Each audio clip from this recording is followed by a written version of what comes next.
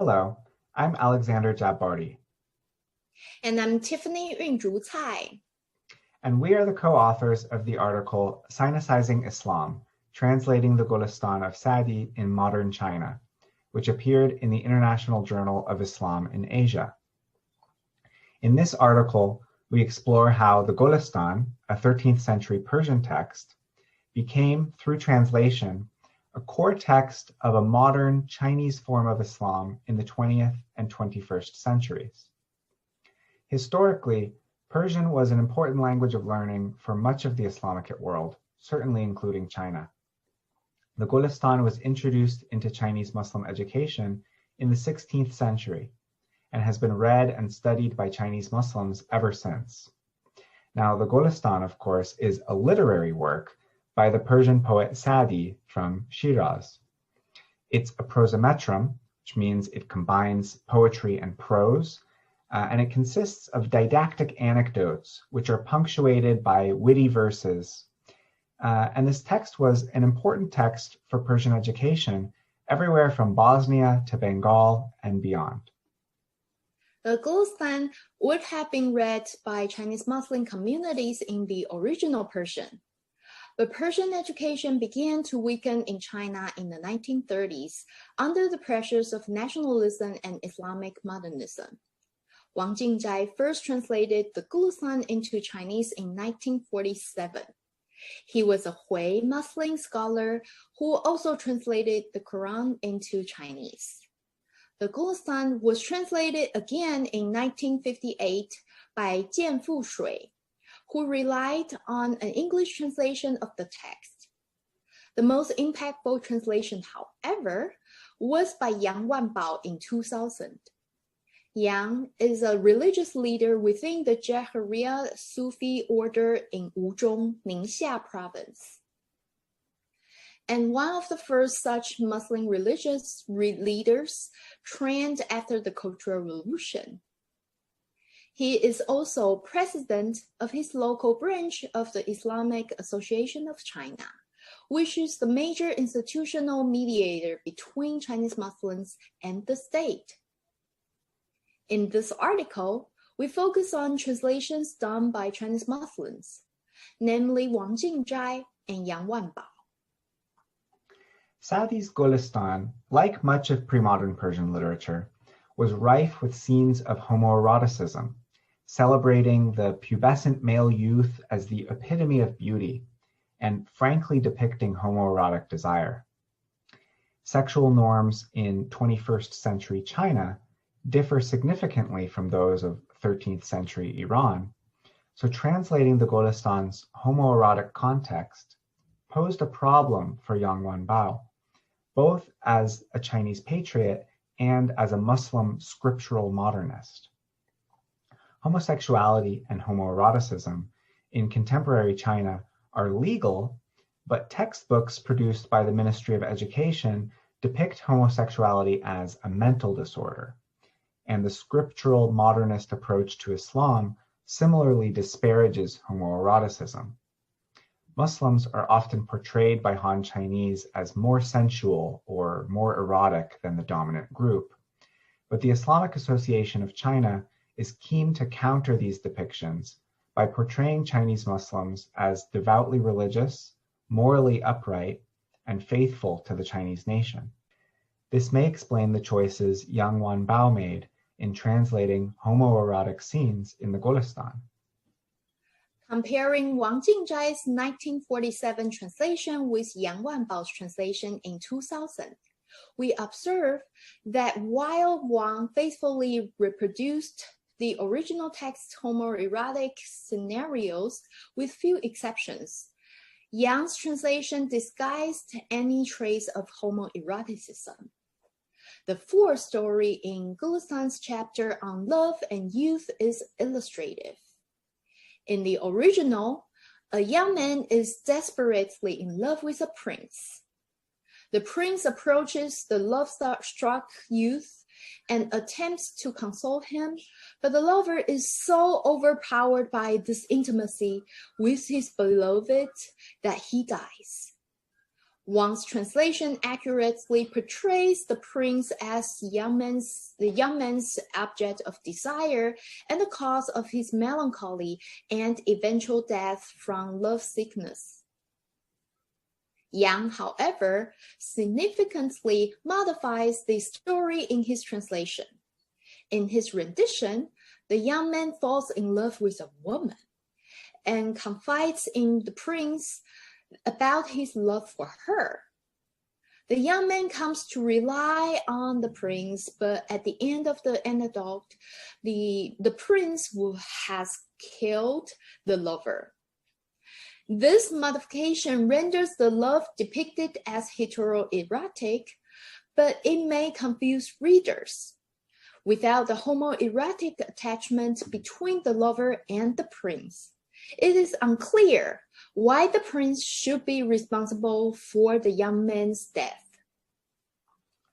Other anecdotes are so explicitly about the homoerotic tradition that they have to be drastically changed in Yang's translation. In the original text, another anecdote consists of an Arab being asked for his opinion on beardless male youths. So these are the conventional objects of homoerotic desire. The Arab responds that there is no good in them. As long as one of them is beautiful and delicate-bodied, he acts coarsely. But when he grows hard and coarse, he acts sweetly. Wang's translation is quite faithful and accurate. But in Yang's Chinese rendering, all references to the beauty of young men are removed, making the story be about youth in general instead. So rather than saying that there is no good in beardless male youths, the Arab now says, quote, "One need not praise youth particularly." In other cases where the original Persian text is itself more ambiguous because Persian lacks grammatical gender of any kind, including gendered pronouns, it can be impossible to tell whether the person described is a male or female unless a specifying word like man or daughter is used. Some anecdotes of the Gulistan lack such specific words that would make it explicitly clear that the beloved is male, and in some of these anecdotes, Yang leaves the gender ambiguous in the Chinese as well. On the other hand, sometimes the context clearly indicates males. For example, students in an Islamic school, even when the vocabulary leaves the gender ambiguous. Even in this type of anecdote, Yang removes the ambiguity by rendering the beloved specifically female. Because Chinese, like Persian, lacks grammatical gender and is easily capable of gender neutrality, Yang's choice to mark gender in his translation is a deliberate one, not an accident due to the exigencies of translation. In addition to transforming the homoerotic language of the Gulistan, Sufi Islamic concepts are also mapped onto Buddhist and Confucian concepts. There is a very long history in China of engagement between Islam and local traditions of Confucianism, Buddhism, and Taoism. Examples of such engagement with Chinese traditions can be seen in the Chinese translation of the Gulistan. For example, in a poem found in the original text's preface, we encounter the lines, "Send a leaf of pleasure to your own grave. No one will bring it after you, so send it ahead." In the Persian original, it reads, "Barg eishi be gure khish ferest, kas nayorad ze pas, to pish ferest." Yang translates this as 要把食粮送进自己的坟中，指望别人的救济必定成空. The phrase leave of pleasure in the Persian original refers to necessary things for life or provisions for a journey and preparing for life in the afterlife. Yang translates it as 食粮, simply food, and thus making the line send food to your grave. Yang's imagery may call to mind traditional Chinese funeral rites and practices of ancestral veneration, in which food offerings and good deeds are both presented to the dead. Through this ritual, juniors perform good deeds to maintain a good relationship with their deceased elders. While the original text may have been understood in terms of a Sufi orientation towards the next world, the translation references Chinese practices that anticipate a secular reward in this lifetime. Yang's translation of this couplet, therefore, reflects cultural practices grounded in Taoism, Buddhism, and Confucianism. There are also other examples in which Yang domesticates the text by couching it in Buddhist terminology. For example, the Persian original reads, "Life is snow and the sun of Tammuz," that is a summer month. "Little remains and the Khwaja, or respected person, is still deluded. Umr barfast o aftab Tammuz, andaki mand o Khwaja ghirre hanuz." Yang's translation effaces a reference to a calendar system unfamiliar to Chinese readers. And by changing snow to a drop of dew and rain, that is, 露珠, he evokes a familiar Buddhist image for transience in life, which is embodied in the phrase of dew, 露. In this case, while the imagery has been adjusted for better reflect Buddhist ascetics, the meaning remains intact. In another example, Yang renders a Sufi Islamic concept in Buddhist idiom in a way that may change the meaning entirely. In a poem, the dervish says, "I apologize for my shortcomings in service or worship, for I have nowhere else to turn in my worship. While the sinful repent for their sins, mystics seek forgiveness even for their worship. عذر تقصیر خدمت آوردم که ندارم به طاعت استظهار. عاصیان از گناه توبه کنند، عارفان از عبادت استغفار." This refers to the Sufi Islamic concept of humility before God in worship. The Sufi mystic feels that any act of worship is never enough. However, Yang's translation conveys a Buddhist rather than Islamic understanding. He translates the last mystic as the wise one who would strive hard in order to achieve happiness. In Chinese, it is 明理的人用功修来换取幸福.